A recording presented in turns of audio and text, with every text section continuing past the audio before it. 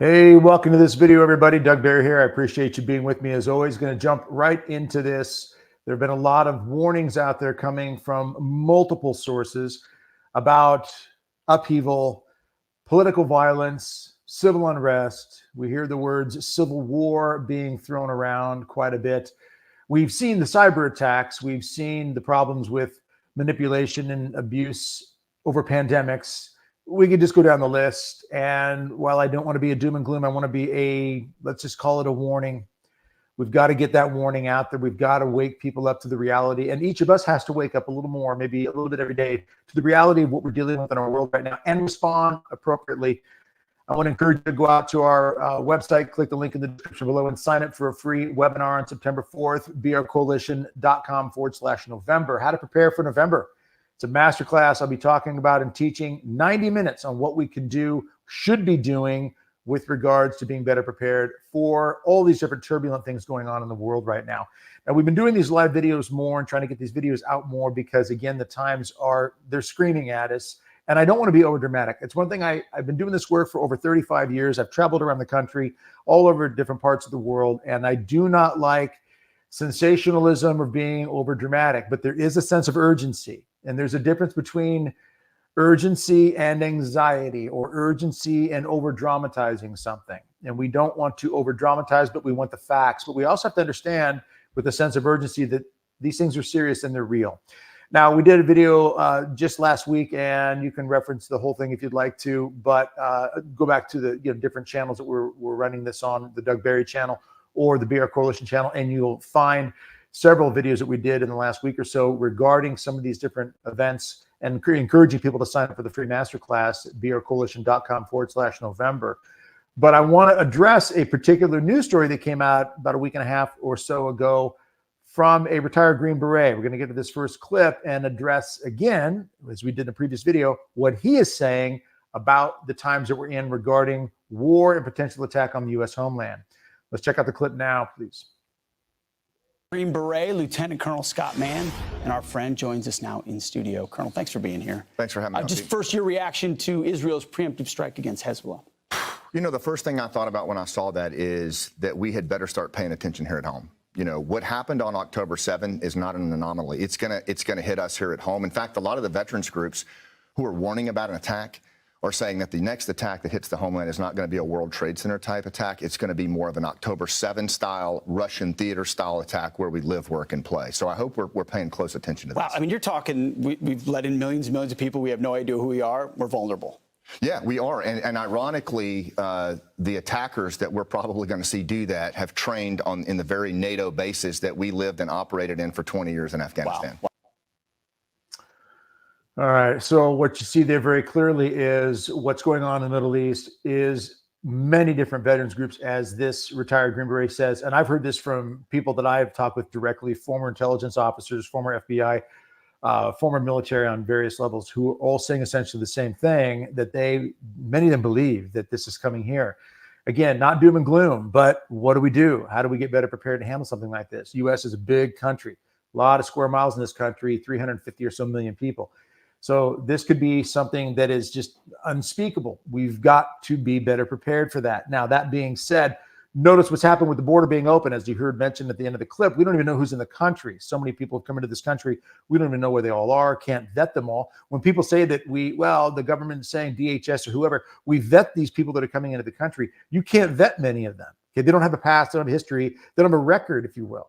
Some countries, like the Middle East, like Afghanistan and places like that, they don't hold records for a lot of these people on the level that we're used to here in America. So, for example, you've got gang members coming in from Venezuela. We know this for a fact. There have been reports of a gang that has been told by its higher-ups in Venezuela to create havoc, shoot at cops, and so forth here in America.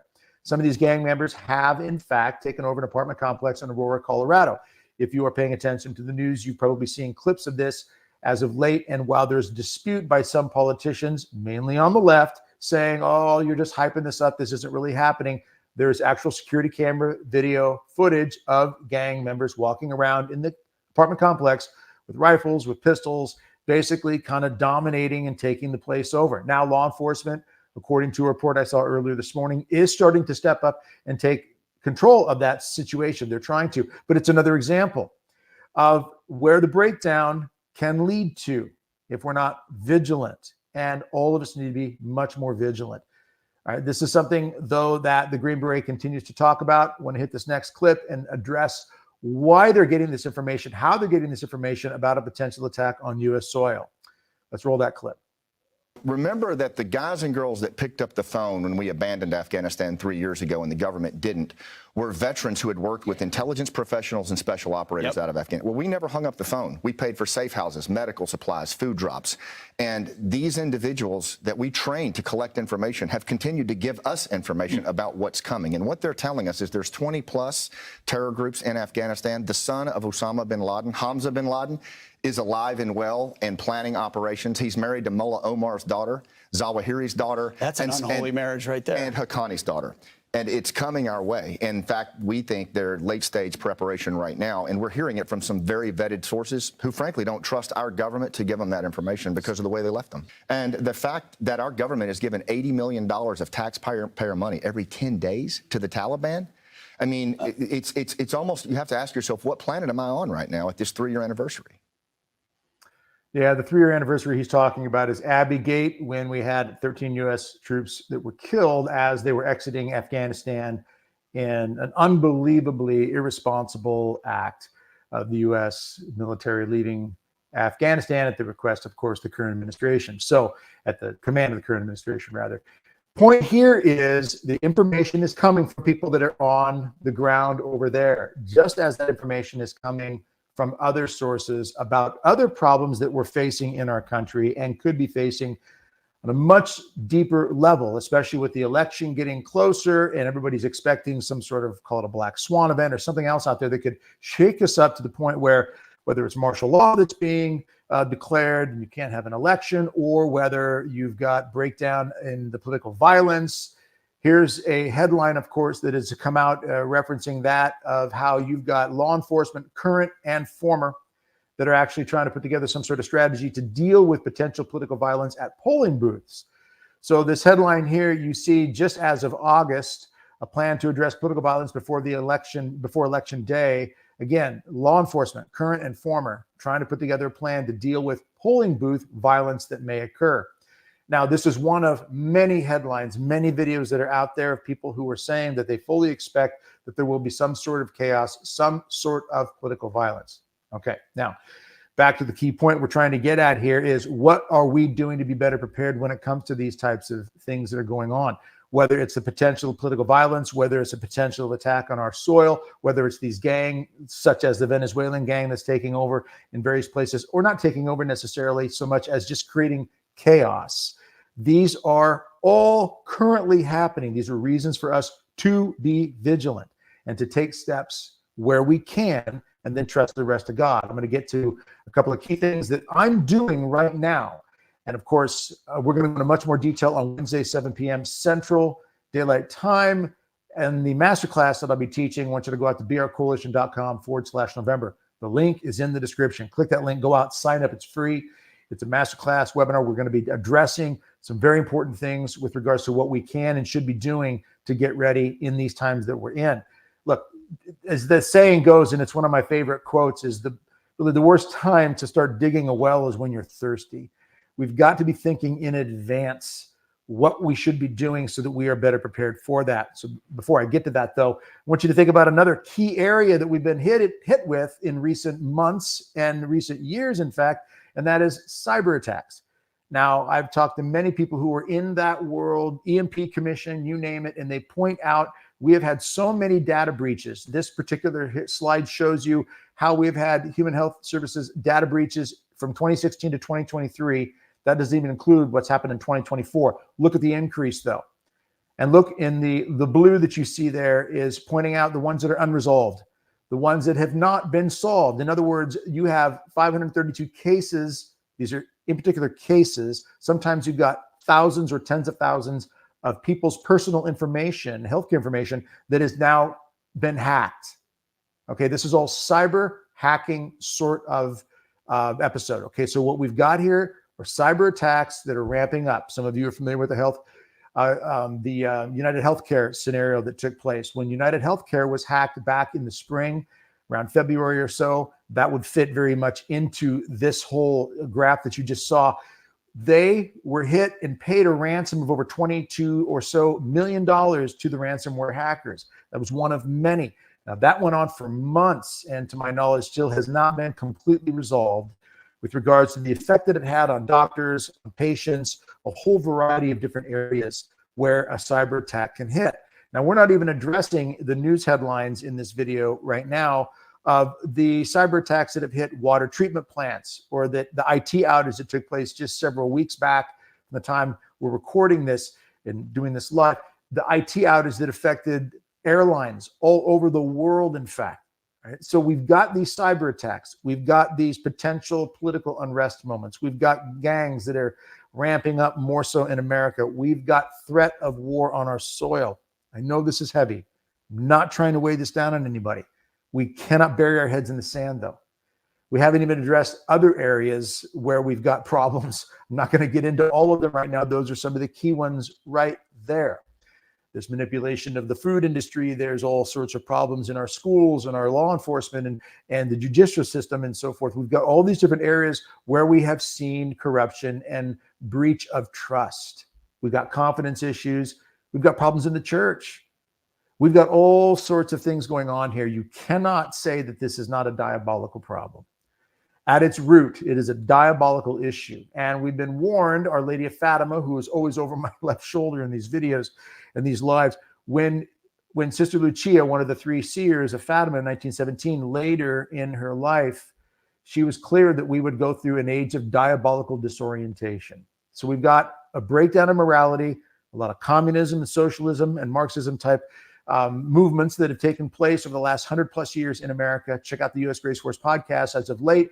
Father Chad Ripperger and Michael Del Rosso, both speaking on subversion tactics of communism in America. These things are ongoing, have been ongoing for quite some time. Okay, bottom line, what do we do? What am I doing particularly to help get ready for these types of things that are going on in our world right now? I'll be honest with you. This can be heavy and it can be overwhelming. And there are times when I sit on the edge of my bed, so to speak, or on the couch or in a chair somewhere late at night with the face buried in the hands, literally or figuratively, as I know many of you do too, and you just wonder, Lord, where's this going? Where are you? What do we do? You and I cannot save this world. One major election is not going to save the world. It's important that we do the best we can to get a fair election, and not just federal level, but even state level. We've got to do the best we can in those areas. Absolutely. That's part of the bigger picture. The bottom line is we do best we can with what we have, and then we trust the rest of God. But we do have to do the best we can with what we have. Therein lies the problem for some people. For some of you, this is going to be brand new. I hadn't thought about some of this way. You put all these pieces together, you stack all these threats up on top of one another, and it gets a little overwhelming. I don't want to overwhelm. I don't want anybody to be anxious. It's about urgency, but it's about preparation too, spiritually and naturally. So what am I doing personally? I'm going to hit you with a few ideas here. And then, of course, on Wednesday, September 4th, in the masterclass, we're going to go into much more detail on this. But I do want to hit you with this right now. Spiritually speaking, deep in the prayer life. That's what I'm doing. I don't miss a day without the rosary. I mean, I don't go a day without praying the rosary. Our Lady has asked for that. Notice in Fatima, by the way, for those of you who are familiar with Our Lady of Fatima, what she said. She didn't say you're going to save the world through better deals and treaties and better economy. Those things have their place. There's no question. But what did she say she wanted us all to do in Fatima? She said, pray the rosary. How often? Every day. That's what Our Lady asked for. Prayer, sacrifice, fasting, turn your hearts back to my son. Think of the scripture verse that talks about God saying to us, to the prophet, when you turn back to me and turn from your wicked ways, then I'll heal your land. So this spiritual aspect, we cannot deny it. So first and foremost, I got to look in the mirror and I got to work on this first. So I get the confession regularly. I get my daily rosary in. I make visits to the Blessed Sacrament. I try to get the daily mass throughout the week when I can. These are the things that I try to do. I try to do fasting. I try to do sacrifices. I try to make that spiritual life the thing that I have most control over because of my own free will. I make that a priority. Second, I take care of my physical well-being by making sure I'm exercising, working out, getting strong, watching my diet. I want to be able to be mobile. I want to be able to pivot, move, adapt to the circumstances. If war breaks out, if I got to hustle fast, if there's a natural disaster, if something terrible happens in my life and I got to move from A to B quickly, I want to be able to do that. The healthier I am, the stronger I am, I want to be able to do it anyway. Now, some of you out there are older and you're thinking, I can't do it. I got bad knees. I'm in my 70s. I just can't. We've got to stop with the excuses. You can improve. You can improve by simply improving your diet. There was a video that I saw recently of an actor. I can't quote the name. I don't know him very well, but I do know he said something I thought very well in an interview. He said it very powerfully. He said, when you make excuses, you give power to the excuse. I can't do much today because I didn't sleep well last night. I'm really still kind of tired. I got a headache. I got this, I got that. Therefore, because of this, I can't do this. The excuses that we make, we are giving power over to, and it's limiting the progress we can then take care of. So I take care of my health. I watch my diet. I try to eat better. I try to make sure that I'm strong and healthy best I can. Then on a natural level, I store up the extra food, the water. I take care of the shelter. I take care of some medical. I have a plan B. Again, details we're going to get into in the masterclass that we're going to do on September 4th, 7 p.m. Central. Click the link in the description below. Go sign up for it, brcoalition.com/November. It's free. Go sign up for it. Share this information with others. Get other people on board. The best thing we can do right now is take steps now. Start digging the well now, not later when we're thirsty. In other words, when everything, if that does all collapse or war does break out, then we're scratching our heads wondering what we're going to do. That's the wrong time.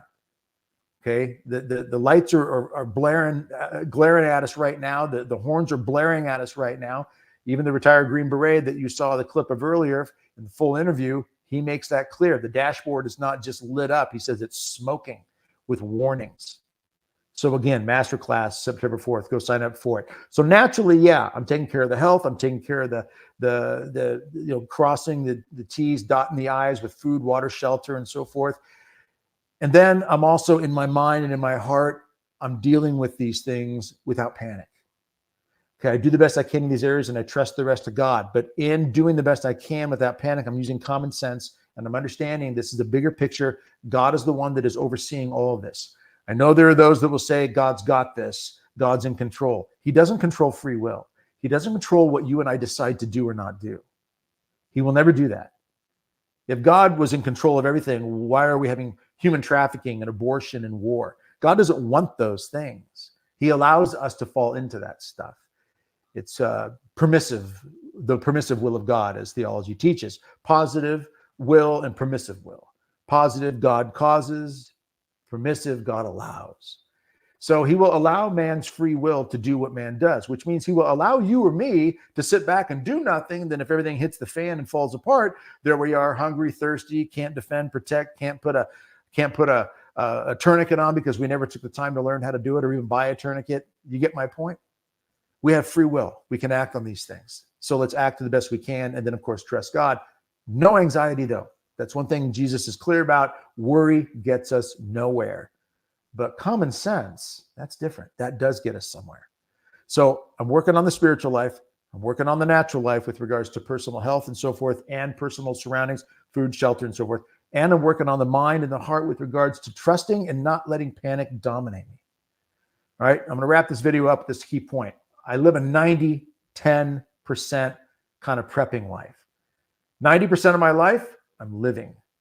Right? I'm hanging out with kids, grandkids, family. I'm going out, visiting friends. I'm living, right? 10% every day, 10%, I take steps that help me get better prepared and be sharper.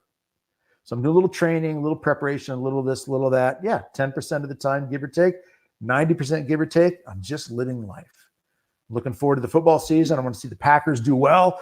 I'm looking forward to spending time with family and grandkids. I'm looking forward to life.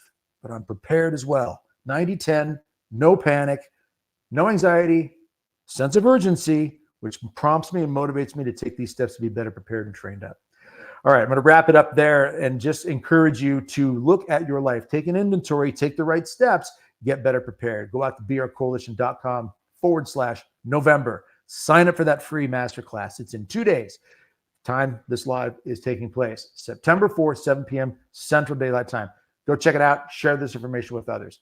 God bless you and strengthen you. We can do this. We can take care of the foxhole that God puts us in control of. He gives us the free will to do. Take care of your foxhole. Be part of that bigger battle plan that God may have for us. And let's do the best we can to do it with peace, with charity, but with a sense of urgency. God bless you. We'll see you soon.